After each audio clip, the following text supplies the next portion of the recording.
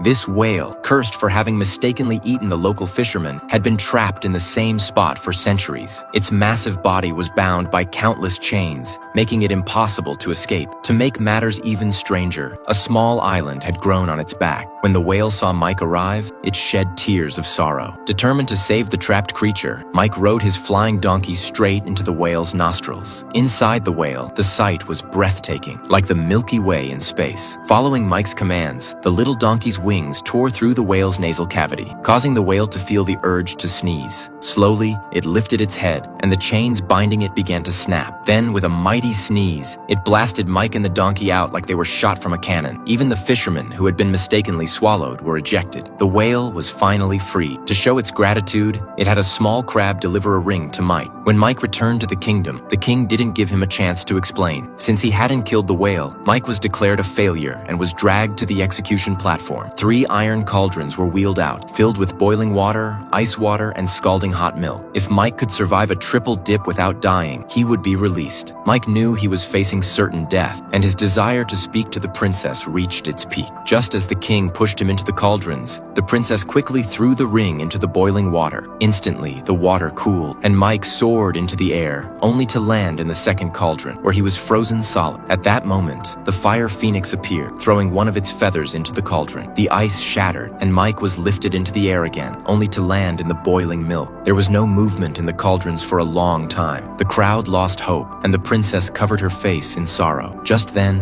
a streak of light appeared, and a dandelion floated down from the sky. Mike emerged unharmed, like a deity descending from the heavens, slowly flying toward the princess. It turned out that just moments before, the little donkey had run to the edge of the world and found this magical dandelion, capable of controlling life and death. The king, unwilling to accept this, declared, "If it works for him, it'll work for me." He jumped into the cauldron himself, only to be trapped in a bubble and carried away into the distance. In the end, Mike, with the people's support, became the new king alongside Snow White, living a life of happiness without shame or care.